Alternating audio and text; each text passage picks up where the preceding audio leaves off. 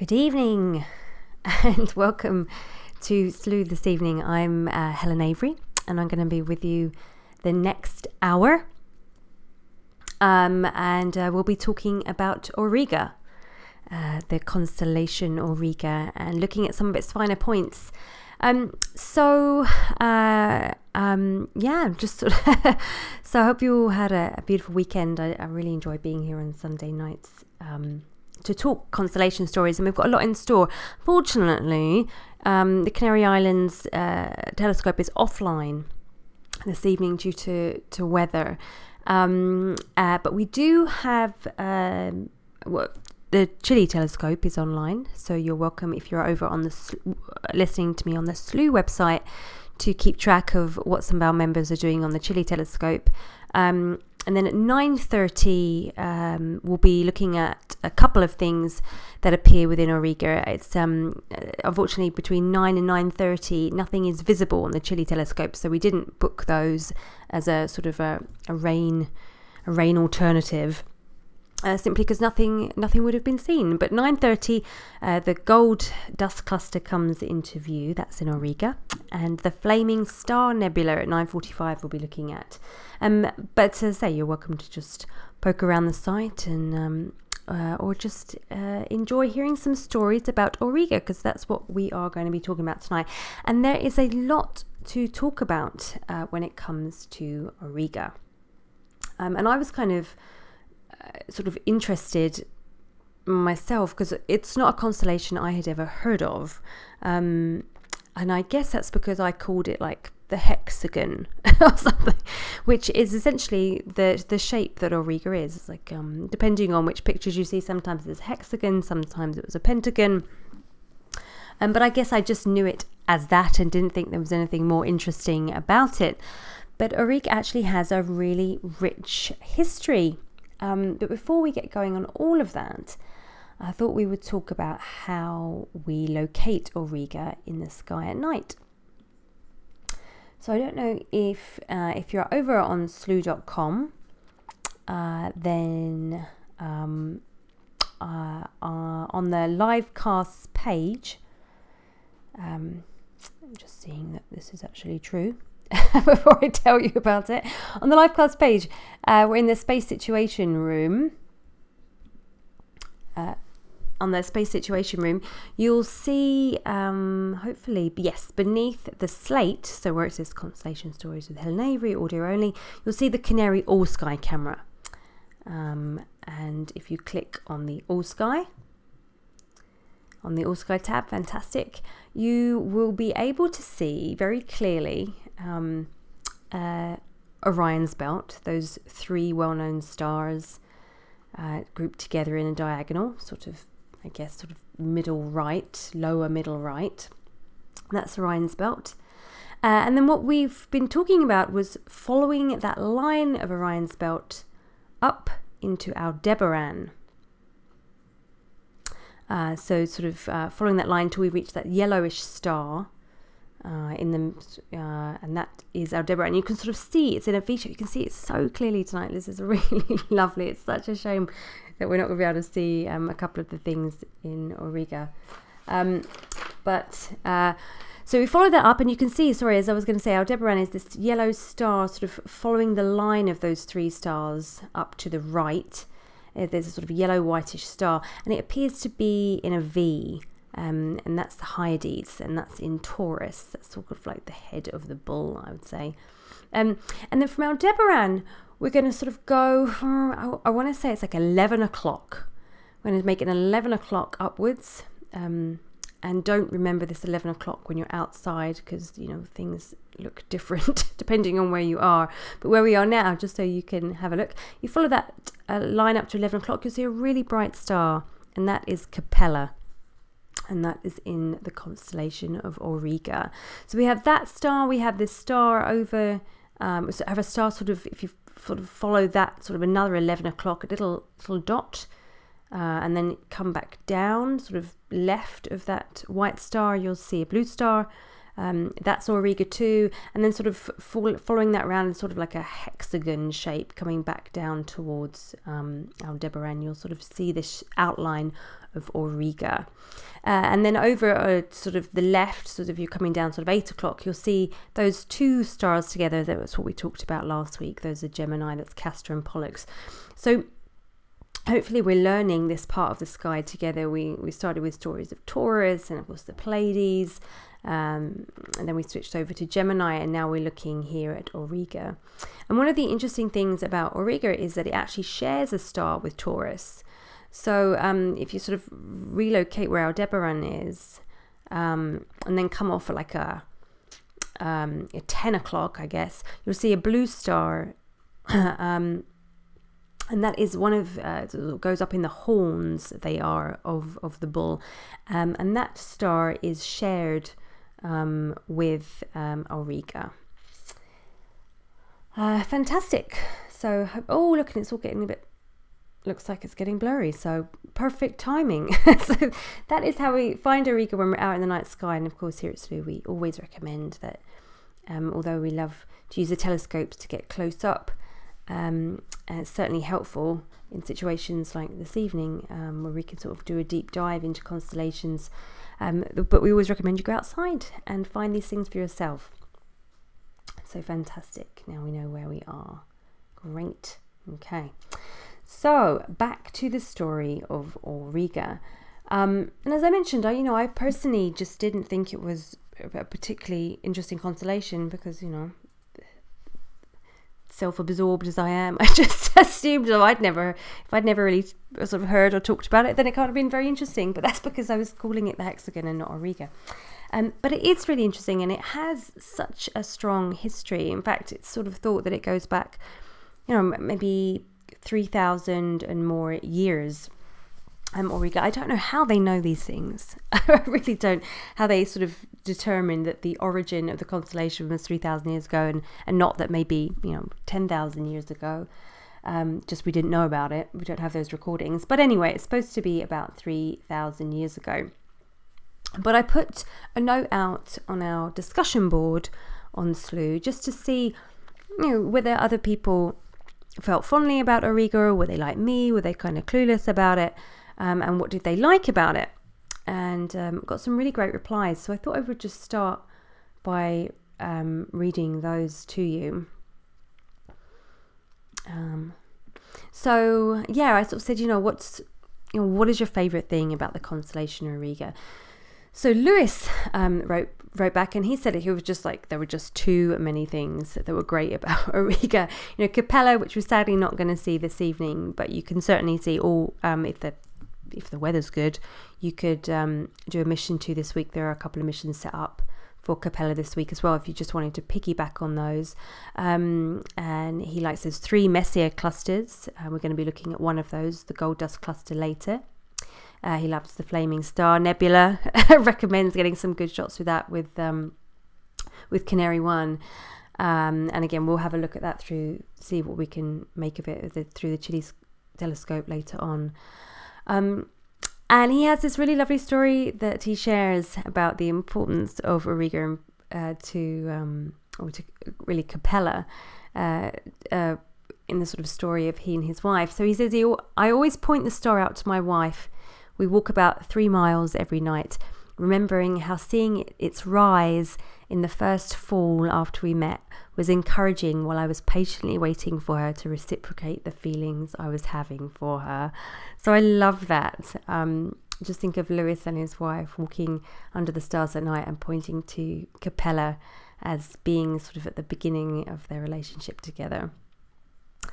Fantastic. And also, I recommend hopping on to the discussions. It's in the live cast sections, and you can pop over there and see a bit more of what's written.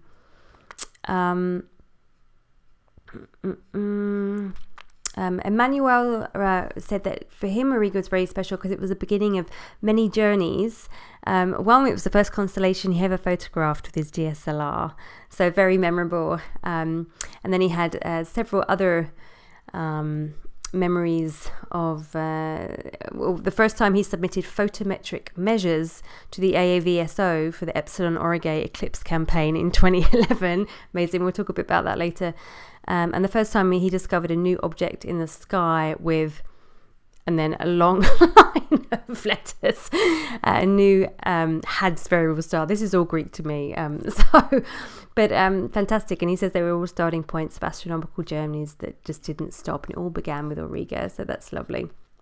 And then Stephen points out whenever he thinks of Auriga, he thinks of the winter circle, which is his favourite asterism. And it's always easy, he says, to find Auriga this time of year. It's what he calls the pentagon in the sky. So there you go. I wasn't too far off with my former views of Auriga. And he says he looks for Orion's belt, and that's how he locates it, because Auriga lies between the North Star and the belt. It's a great way, a great tip, a great way of finding it. Yeah, so the winter circle is they're stars, a collection of stars that are very easy to see in winter. And we've done a few of them, because Aldebaran is one, Castor and Pollux are two, and Capella is number 4. Yeah, it makes 4. My maths off tonight. It makes 4. And then there's Sirius, and another one I'm forgetting. And then, I think it's Rigel. But I thought we were actually going to work through the whole of the winter circle in these constellation stories this winter. And I thought it'd be kind of fun to set up a kind of challenge to see if we can all photograph using Slooh's telescopes each of the stars of the winter circle. And we could put together like a collage at the end or something, and just... I thought this might be nice also for newcomers. If you're new to Slooh, sometimes you don't really know what to look at through the telescopes, or what to point to. But so it might be kind of fun just to take it from just take each of these stars over a period of a few weeks, and check out which telescopes takes the best picture until you've got like your best one of each of these stars. But I'm going to put some things up online in Illuminations and on the discussions board about seeing if people are interested in doing this winter circle challenge, because I think it'll be fun and a great way to sort of get to know the sky and the constellations. So back to our stories, however. So I recommend, if you are over on slooh.com, you could just obviously do whatever you like, because we're audio across the site, so you can skip about around the site. But maybe it's nice to sort of set your sights on the all sky camera from the situation room, so that you are looking at the sky. At least you can see Auriga, even if we can't get a really good look at Capella and another one of the stars I was hoping we were going to get a deep dive at tonight. Or keep an eye on the Chilescopes, because as I say, there's some missions going on right now that might interest you, and we're going to be hopping on those in about 15 minutes. But now on to all the stories. So I thought we'd start with Capella. So that really bright star in the all sky cam that we located, sort of coming off, as I mentioned, about 11 o'clock from Aldebaran. Or directly up from Orion's belt, as Stephen pointed out. So Capella was known by many names. Capella actually means nanny goat. So it's known as the goat star. And that's because Auriga was seen to some as a shepherd who was holding goats, or a goat herdsman, if you want to call him, rather than a shepherd. And to others he was seen as a charioteer, and we're going to talk a bit about that later, and maybe why there was a difference and what that means. But this was known as the goat star because in pictures you see depicted of Auriga, he's holding a goat in his left hand, and Capella lies within the goat. So Capella is sometimes known as the goat star. But to Indians, it's known as the heart of Brahma, which I just love. Like, Brahma is the absolute divine, and Capella is seen as the heart of that. So I just think that's really beautiful. To Peruvians, it was known as Colca, which has a connection to shepherds. And there is this connection because, it was seen, Capella is very visible times, and sometimes seen as the rainy goat star. It's at times of year when shepherds really had an eye on their flocks, were watching their sheep or their goats, their herds, So when Capella was above them, it was sort of seen that maybe Capella was looking down on them, sort of like their shepherd, or just the star of the shepherds, which I also kind of, sort of go to in my head, like a Christmas story of the star and there being shepherds. It was also known as the Star of Stars. And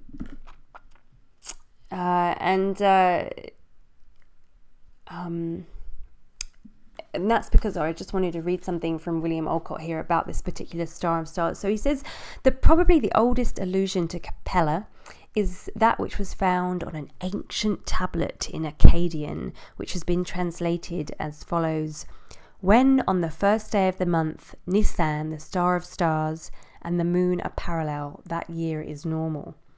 When on the third day of the month, Nisan, the star of stars, and the moon are parallel, that year is full." I have no idea what full or normal means, but the star of stars of the inscription is supposedly Capella. And it says the year thus determined by the setting together of the moon and Capella would begin on the average with the spring equinox about 2000 BC. So the date of the Akkadians is about 4,000 years ago. So the Star of Star, this star was called by our ancestors 4,000 years ago. Beautiful. There's a couple of other interesting things about Capella, of things being aligned to Capella. So apparently there's a sanctuary at Memphis that was oriented to Capella. But one of the most interesting stories that I read was actually about Monte Alban. I may be saying that wrong. It's in Mexico, in Oaxaca, and it was an ancient city of Monte Alban. It has several buildings and ball courts and tombs and grave goods. And the Zapotec civilization, that was an indigenous pre-Columbian civilization, sort of flourished in this valley of Oaxaca in Mesoamerica about 700 BC. For several hundreds of years. And Monte Alban was one of the first major cities in Mesoamerica and sort of kind of the center of the Zapotec state. There are buildings within Monte Alban that were oriented to Capella. And even more intriguing than that, there was a building that is built in the shape of the constellation. How amazing is that? So it's kind of like this pentagon, weird hexagon. And I wanted to read to you a bit more about this wonderful, you can go and visit the ruins of Monte Alban in Mexico and see this for yourselves. Okay, let me just pull this up.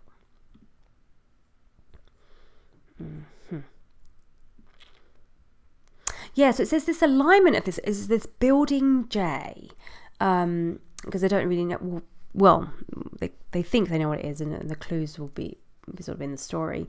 But they believe it pointed to Capella on the heliacal rising that would have been like 275 BC to 100 AD. So the Monte Alban was this thriving city, sort of 700 BC to 700 AD. And the theory is supported because this building, as I mentioned, is in the same shape as the 5 brightest stars of Auriga, which I just think is so amazing. And it says the whole constellation probably held significance to the people of Monte Alban, which you would guess if they were pointed to Capella, and it's in the shape of Auriga. And it said the heliacal rising of Capella was incidentally on the same day the sun moved directly overhead as it travelled north, and that building J features this zenith tube to capture this event. The heliacal rising of a star, by the way, if you didn't know, is the day on which it re-emerges at sunrise after a period of invisibility due to it rising after sunrise. And the zenith tube is like a narrow passageway which allows only light to shine directly through it on a specific day when the sun reaches a precise position in the sky. And normally that would light up a sacred symbol on the floor or an altar where offerings would be left for a sun god. So it's, we've seen these things in Indiana Jones, but they exist. So there's this amazing place in Mexico, this ancient building where there's this tube, and when there is an alignment of the heliacal rising of Capella, the light comes in and probably lit up some sort of sacred object. And quite probably, says the author, that it was some sort of attributed, this occasion of this happening, this rising of Capella and Auriga in conjunction with the sun moving overhead, was probably linked to some mythical event where maybe two gods came together in a battle or a union, and most definitely a religious festival would have taken place. And around Building J in Monte Alban, there are these things called conquest slabs, which like 40 slabs that are believed to represent the slain enemies of Monte Alban, supposed to be sort of rival tribal chiefs. And it's thought that maybe there was a human sacrifice that was given after this, that would have been part of any ritual, and maybe this was recorded in these slabs, but no one really knows. So such a important constellation that I would have just completely overlooked if I just carried on thinking it was just this pentagon hexagon in the sky. But I just love that, how important it was.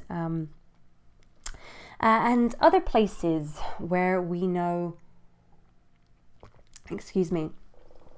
where there were, I mean, we don't know the myth, we don't know the story behind Capella and Auriga for Monte Alban, but we do know some of the stories from a couple of thousand years ago, from the Assyrians.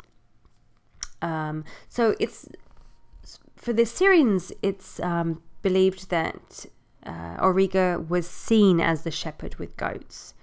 And in fact, there's a sculpture from Nimrud, which was sort of an ancient Assyrian city, that's almost said to be an exact replica of, if you've seen pictures of this goat herder holding the goat with the goat on the left arm. So the Assyrians most definitely had a tale about Auriga and the goat herder. Again, we don't really know what that is. But then, sort of bizarrely, on the Assyrian tablets, Auriga was also a chariot. So there is this confusion, and we'll hopefully clear this up a bit later about why a chariot, or a charioteer, which is so incredibly different to a goat herder. And also, my question would be, it looks like a hexagon or pentagon. It's sort of hard to make that leap to a goat herder holding a goat, and in some cases holding a goat in his left and then two little kid goats in his right, or even a sort of a charioteer racing a chariot. Probably looks more like a chariot, to be honest, than anything else. There are also some links that some say Auriga was actually Poseidon or Neptune, and we can actually see Neptune tonight through the Chile telescopes. There were a couple of missions going earlier. I don't know if there are any going later, but if that interests you, you could take a look. That would be fantastic. It's always fun to see planets through the telescopes. Okay, so let's sort of get into the nitty-gritty of this thing of, is Auriga a goat and a shepherd, or is Auriga a chariot and a charioteer? And I thought I would just share with you a poem. And just bear with me, my printer's not working, so I've had to just sort of mark lots of books this evening and and work from there. But here we go.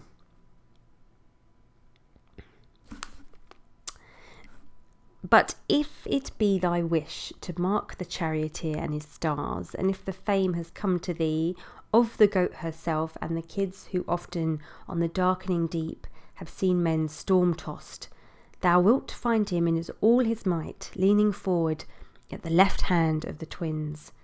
Over and against him wheels the top of Helios's head, but on his left shoulder is set the holy goat that, as legend tells us, gave the breast to Zeus. Her the interpreters of Zeus call Olenian goat. Large she is and bright, but there at the wrist of the charioteer faintly gleam the kids. So a bit of a mix of going between this sort of goat herder and charioteer in this poem. It's called Phenomena. But there is this sort of famous story in ancient history, sort of for the Romans actually. So there's a goat, or for the Greeks, there was a goat who fed Zeus or Jupiter her milk on the island of Crete. where his mother was said to have taken him safeguard from his devouring father. And while he was there, this very kindly goat fed him. So some say that the goat that's being looked after by this particular shepherd is the goat that fed Zeus. Well, I just wanted to read this again. I know it's a poem. It doesn't sort of feel like a poem, but it mentions the darkening deep have seen men storm-tossed. Thou wilt find him in all his might. And that's because, if you remember, I said it sometimes was known to be in the seasons of rain. As though, I mean, it's a winter constellation. So if you saw Capella, it was, sort of ill weather. And then it mentions sort of left hand of the twins, as we see in the all sky camera. Auriga and Capella is to the right of the twins, actually. But I guess it depends which way you're looking at it. If they're looking at us, their left hand would be where he is. So I forget, we're sort of looking at a mirror image. And then this sort of makes me laugh, this holy goat, because it reminds me of, maybe that's where the Holy Ghost comes from, this original holy goat. And there she is. And, the goat is Capella. And then there are these 3 stars called the kids. So let's see if we can just see. We won't be able to see the kids, but we might be able to see. Let's have a look. I'm just looking at the all sky camera to see if we can see Almaz. I was really hoping we'd see Almaz tonight. It's a star because it's a really fascinating star, and we'll talk about it later, and maybe just to inspire you to go and book the cameras. Book the telescopes and take a snap of Almaz this week and sort of have a good look at it. But Almaz is one of these 3. Some say 2. He's holding two little kids in his right hand. Some say he's holding 3. But Almaz is one of these 3 kids, these kid goats that are mentioned in this poem. And there's a couple of other poems, actually. I'm just trying to check that I can pick out the right star on the all sky. It's a bit difficult. And now we sort of seem to be moving upwards. Okay, I'm not going to be able to do that because I have this live constellation stories over blocking the way to see. Oh no, there it goes. Okay, so if you come down from Capella, come down, I believe we're coming down just to, as if you're coming out of Capella to about, what would that be, like 4 o'clock. That star there is part of these 3 stars that are known as the kids. So the goat and the kids, as we said in the poem. But that really seems to be kind of like the end of this connection in terms of story to being a goat or having anything to do with a goat, or sort of this goat shepherd, this story of Zeus being fed by this goat mother, and maybe that's the goat here.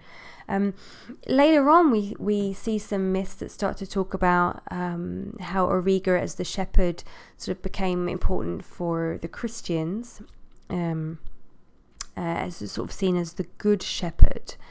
And obviously there are lots of stories in the Bible about the shepherd and the importance of the flock and stuff like that. So it's possible, although I've looked into it and I really can't see much written about it, this from a Christian standpoint, this particular constellation.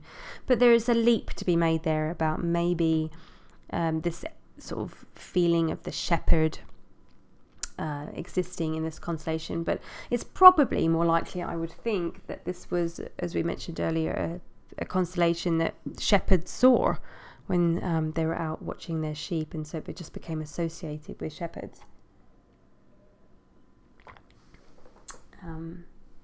But there is a story I wanted to share, and that is, I don't know if any of you know The Alchemist by Paul Coelho.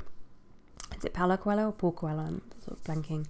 But it's a really beautiful story, and because we're kind of short on stories, like there's a lot of history with this star, it seems, but we're sort of low on story, I wanted to share with you this story, because to me this constellation, now I sort of understand a bit more about it, feels to me like the story of the alchemist. So I'm just going to give you like a summary of the Alchemist book, but I recommend reading it. It's a really sweet book. Okay. So, and just to remind you that on the Chile scope now, we're going to be switching over to the gold dust cluster. So it might be fun, actually, to take a look at the gold dust cluster while I share this story, because the story is one of treasure. so you can look upon this gold dust while we think about this treasure. So the story is that while sleeping under a sycamore tree in the sacristy of an abandoned church, a young boy called Santiago, a shepherd boy, and for the purposes of this story, he's going to have goats in his herd. He has this recurring dream about a child who tells him that he will find a hidden treasure if he travels to the Egyptian pyramids. And he's confused, and he bumps into this old woman on the street who's traveling with he's moving around the countryside in southern Spain with his goats, and he bumps into a woman who tells him this dream is prophetic and that he must follow its instructions. But he's uncertain because he really loves looking after his goats, and he really enjoys his life as this herder, this shepherd. And he really loves sort of their freedom and just watching them and how much he has to look after them. So I can sort of imagine him at night under the stars, probably looking up at Capella. And he happens to pass through a town where he meets this mysterious old man who seems to be able to read his mind. And this gentleman introduces himself as Melchizedek, or the King of Salem. And he tells Santiago about good and bad omens and says that it is his duty to pursue his personal legend, that he should follow this story that has come to him in a dream. And then he gives him these 2 stones that are said to be able to interpret omens, a black stone and a white stone.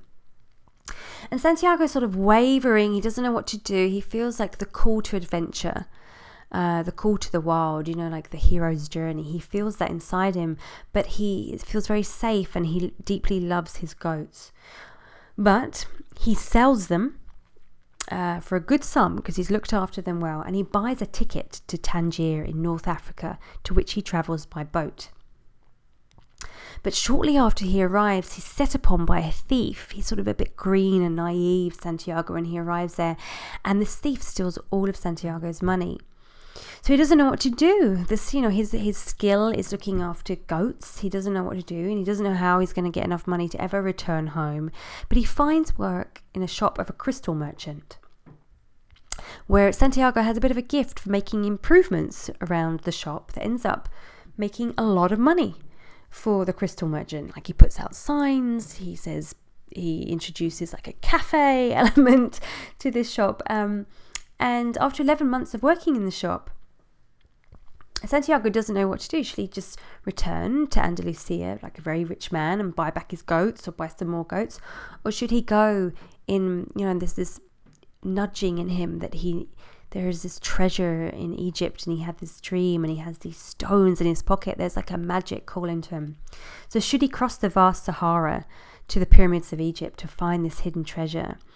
And that's what he does. He joins a caravan that's traveling to Egypt through the desert. And on the way, he meets an Englishman who wants to learn the secret of alchemy, of turning metal into gold, any metal into gold, like in our gold dust cluster we're looking at. And he wants to learn it. He's been told there's a famous alchemist who lives in the desert at an oasis on the way to the pyramids. But while traveling, Santiago, he's sort of friends with this Englishman, and they talk about alchemy a little bit. But Santiago begins to listen to the desert, very quiet, and he begins to discover something called the soul of the world. He hears like a whispering. Eventually the caravan reaches the oasis, and there Santiago meets a girl called Fatima, and he falls in love with her instantly. And the caravan leader gathers the travelers together and tells them that unfortunately there is tribal warfare happening in the region, and they can no longer continue their journey to the pyramids. So Santiago wanders from this oasis into the desert, and he sees two hawks fighting in the sky, and he has a vision of an army entering the oasis. And attacking the oasis is a violation of rules of the desert, and which is why they're all sort of gathered there and trying to stay safe. But he shares this vision with the oasis's tribal chieftain, and very soon afterwards, Santiago is confronted by this sort of veiled stranger with a sword who sits atop a white horse. Again, sort of very mythological, this white horse. We talked about it last week with Gemini, that those twins rode a white horse. And he's met with this man on this white horse, and it's the alchemist that the Englishman was talking about. And the tribal chieftain arms his men, and so they're well prepared when the oasis is invaded. And sort of to thank Santiago for his vision and for saving the caravan and the people who lived at the oasis, the alchemist says that he will cross the desert with Santiago. So soon the two men enter into, as they're traveling through the desert, another intense tribal warfare. And these warriors take the two of them captive. Eventually they allow them to sort of continue their journey, and the alchemist says to Santiago that the alchemist needs to go back to the oasis, and that the rest of the trip is Santiago's to make alone.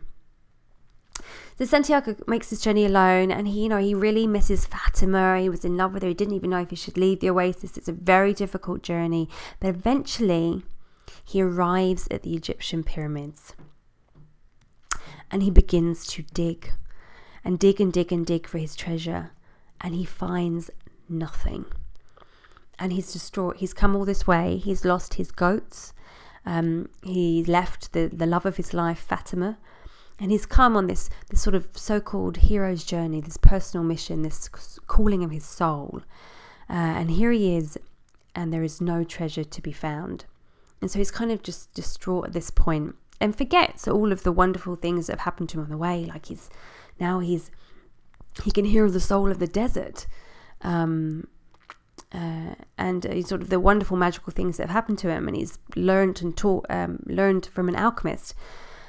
So he sat there feeling a bit sorry for himself when some thieves arrive, and they beat him up and they take all of his money.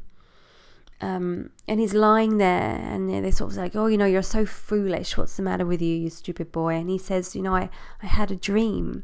I had a dream that there was a hidden treasure here buried in this place, the Egyptian pyramids. And this thief turns to him and says, "Well, how stupid if we all followed our dreams. I had a dream that there was buried treasure in the sacristy of an abandoned church near a sycamore tree." And so Santiago's like, "Oh my God, that's exactly where the treasure was, where I began my journey."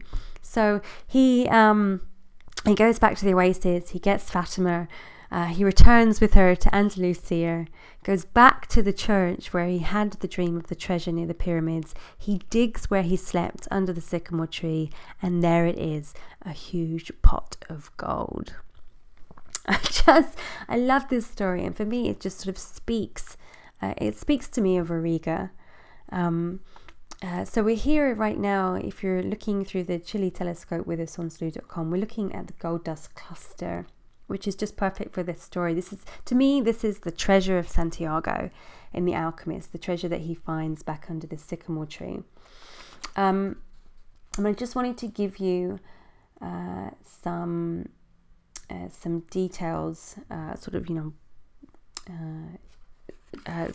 of astronomy details, I suppose, rather than a story about the gold dust cluster. So it's a galactic star cluster. It's M37. As we mentioned, there are 3 of these in Auriga, but this one is sort of seen as the finest, and apparently it was observed by Messier himself in 1764. We think there are about 500 odd stars in this cluster, and it's 200 million years old.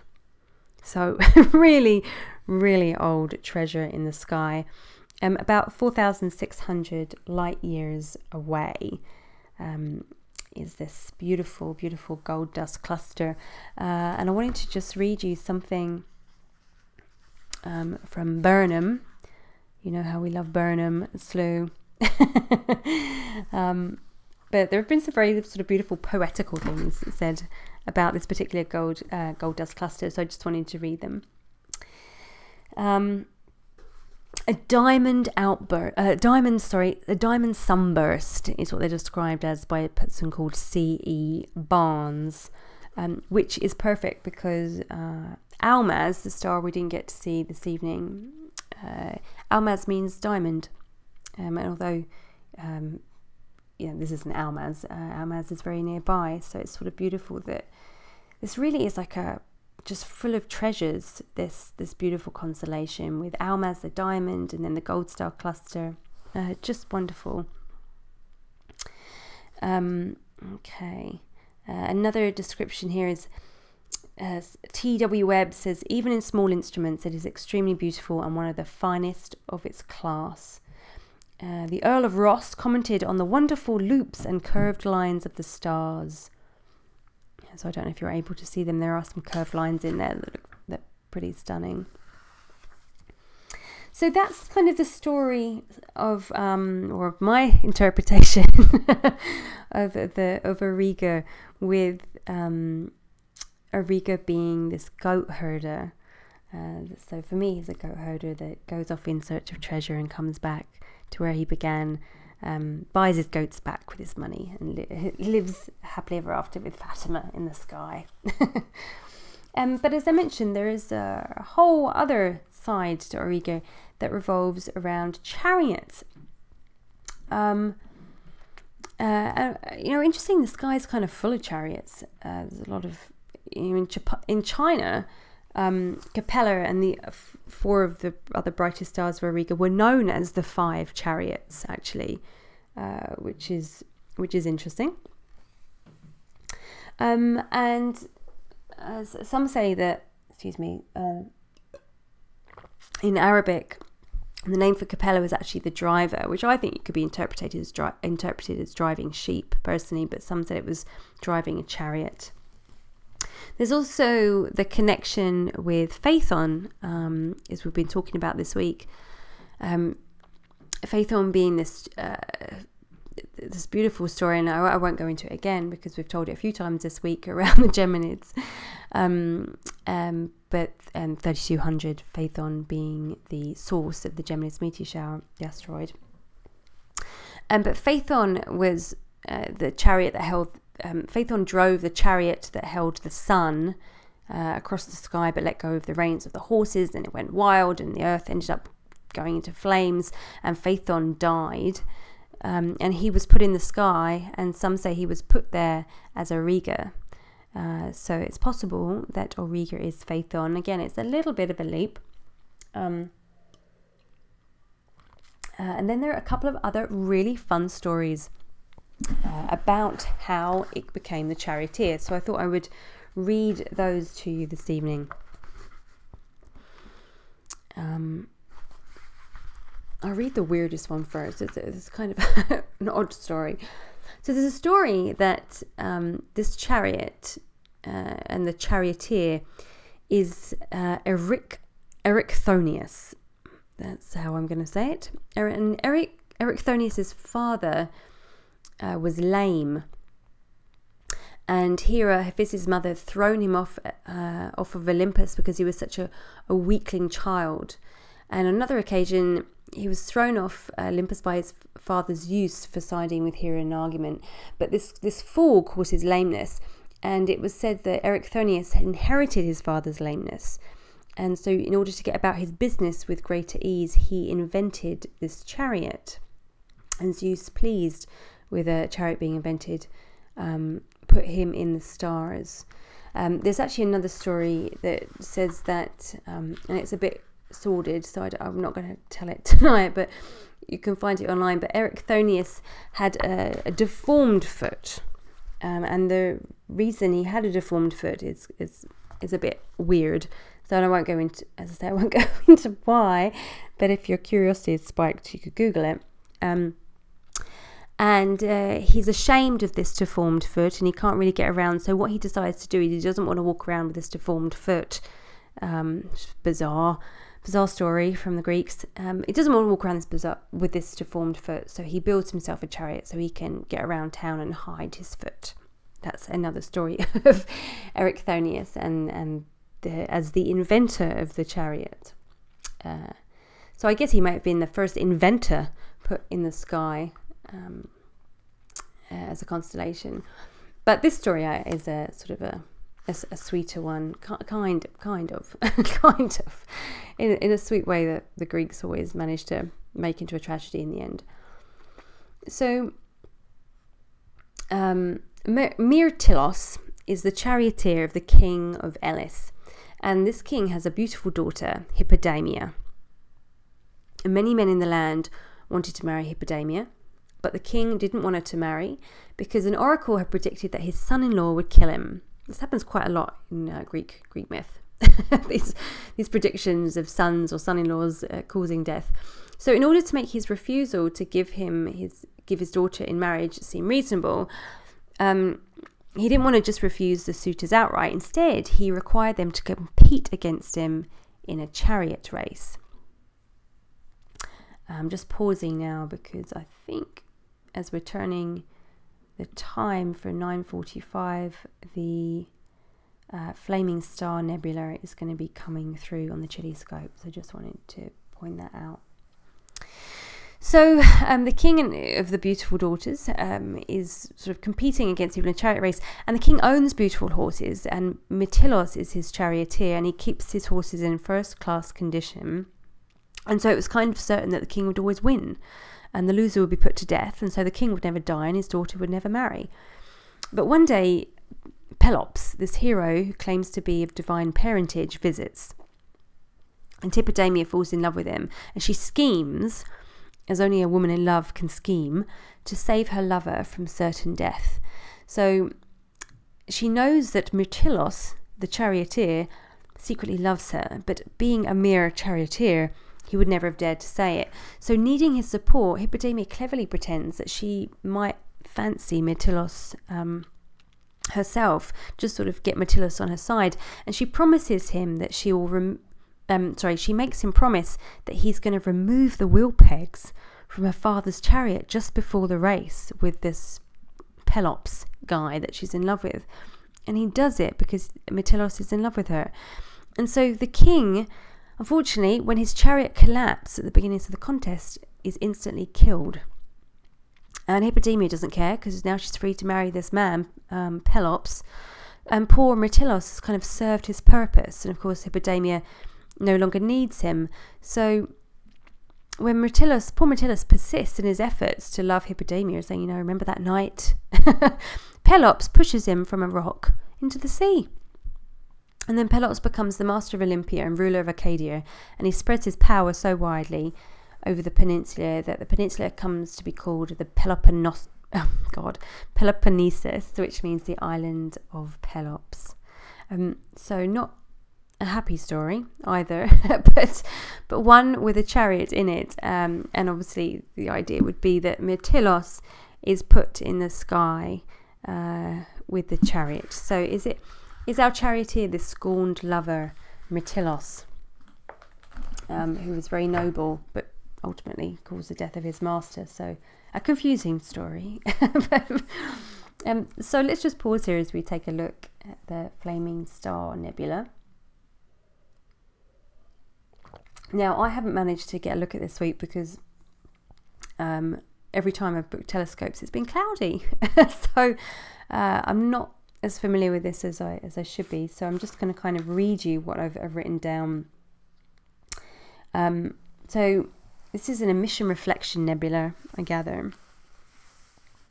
And a reflection nebula are like clouds of interstellar dust, which might reflect the light of nearby stars, but normally the energy of nearby stars isn't really sufficient enough to ionize the gas of the nebula.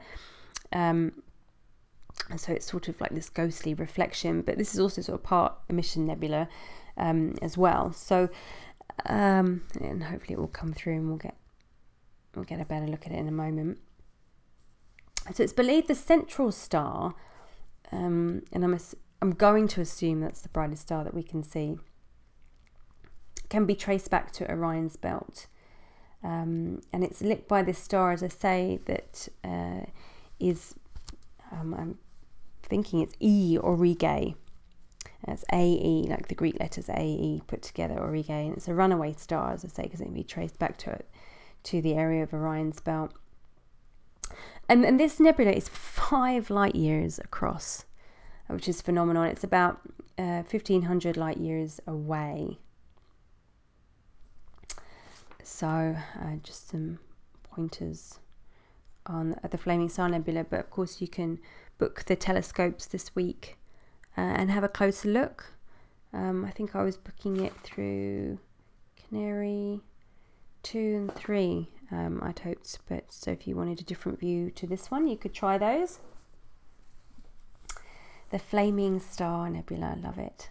And it is really phenomenal. You can see sort of the colours and the red coming through, and there's like a smokiness to it in the front as well. So it's really, I mean, who doesn't love nebulae? So in terms of other charioteers, one of the most famous stories of a charioteer is Krishna. So I just want to tie this back to this idea of Capella being the heart of Brahma. Sometimes when I sort of think now about, I think in terms of Santiago from The Alchemist being the goat herder, but when I think of the charioteer here, I often think, say, of Krishna. So Krishna had a very rich and splendid lives, and many lives, and he lived for a very long time, so had many different things happen to him. He was a shepherd actually during part of his life. But, Krishna, so like the son of God, or the equivalent of, Jesus or Buddha in Hindu religion. One of the stories of Krishna, he is the charioteer to Arjuna in the book known as the Bhagavad Gita, which means the song of God or the song of the divine. And the Bhagavad Gita is a book within a much larger epic called the Mahabharata, which is like Game of Thrones meets Tolkien, meets I don't know, it's just this beautiful fantastical story that's supposed to be like the history of the world or the history of India. It's really rich, but there happens to be a battle within well, there are many battles, but there's a specific battle within the Mahabharata, and that's the Bhagavad Gita. And Arjuna is part of a family that is battling. He's one of 5 brothers, and they are them and their army are battling all of his cousins, and at the beginning of the battle, Arjuna chooses Krishna as his charioteer, and they pull up to sort of the midway of the battlefield, and Arjuna is supposed to let an arrow go from his bow to start the battle, and he doesn't, because he suddenly feels like he shouldn't, and he sort of sits down. It's called the despondency of Arjuna, and he sits down in the middle of this battlefield and says he can't do it because he doesn't want to kill people. Is it right? He has like a question. He questions his soul's calling, because he's supposed to start this battle. He's like the good side, and he needs to crush the evil side. And so Krishna sits down with him and says, Arjuna, this is kind of your destiny. And then the Bhagavad Gita is a whole teaching of Krishna to Arjuna about who we are as people. So he sort of explains that, you think you're this person and you think you're part of this family, but actually you're not. You are just your pure consciousness. That's how you arrived in the world as consciousness. That's how you'll leave the world, and that's who you are always. And so the Bhagavad Gita is like a spiritual text for Hindus and yogis, and it's one of my favorite books, actually. It's beautiful. And Krishna is this very kind sage who basically helps Arjuna sort of find the courage within him to start this battle, but also to understand that he can never die. And there's some beautiful lines from the Bhagavad Gita that are things like, you know, you can never die. You were never born and you will never die. So I often think of Auriga in a charioteer instance as being Krishna.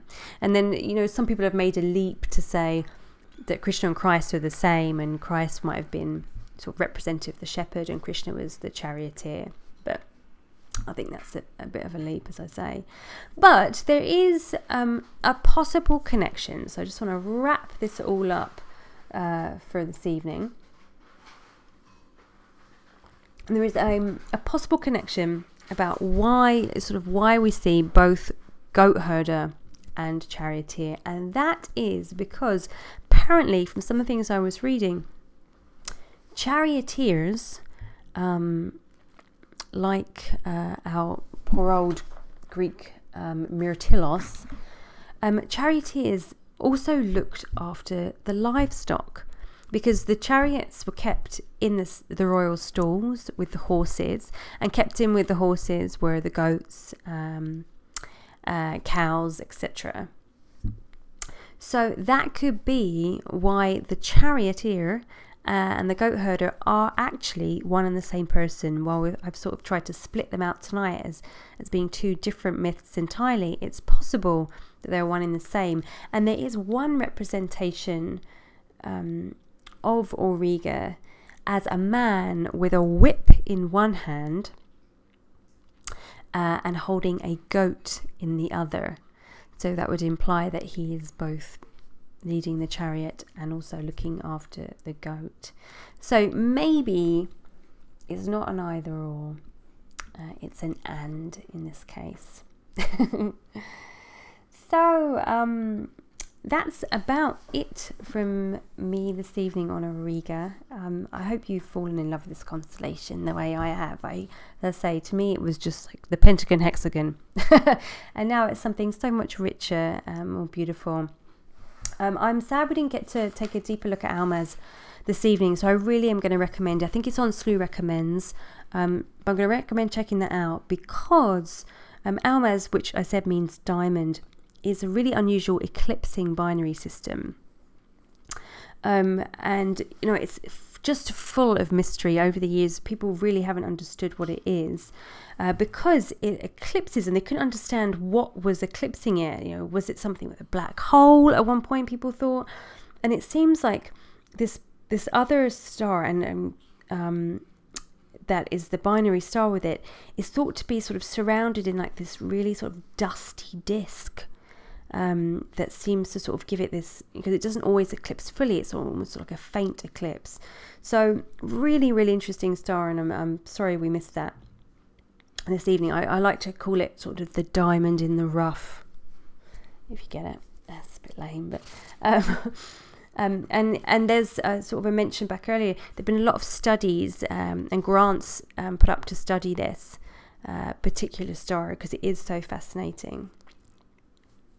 So I would definitely check that out this week. See if you can get a look at Capella. We really didn't go into Capella as much as we could have. I mean, Capella, for example, is like it's sort of a similar colour to our sun, although it's like 42 light years away and 160 times our own sun's luminosity. But it's a really, really beautiful star. I say the star of stars, the heart of Brahman. So definitely check that out. We've seen the Gotas cluster tonight, and now we're looking at the Flaming Star Nebulae. So there's a lot in there. I say there are a couple of other clusters, and then you can get down and look into some of the other stars as well while you're there. So yeah, I do recommend having a look through the telescopes later this week if you can. Get the when Canary Islands comes on, and book submissions to Auriga. So that's, as I say, that's kind of it from me. We've got Christmas and New Year the next couple of Sundays, so I'm not going to be back until the New Year, and then hopefully the plan is we're going to be doing a deep dive, probably over a couple of weeks, into Orion. Looking at some Native American stories, very big for Native Americans, Orion, and then looking into some of the cool things about Orion's belt, So that will be in the new year. We're also keeping up with our zodiac. So Cancer is next on our list, and that will be happening in January. We're looking into the crab, and that's wonderful stories there about the dung beetle and the crab. In the meantime, I know there is the Paul Cox will be talking all things winter solstice on the winter solstice. I believe it is this Thursday. This Thursday. And then the usual series that we're running, so Dr. Paige Godfrey's on Wednesdays with her introduction to astronomy, and then Paul Cox, our astronomer, is here Sunday with practical astronomy, and then also sort of giving us a rundown of what to see in the night sky over the coming week.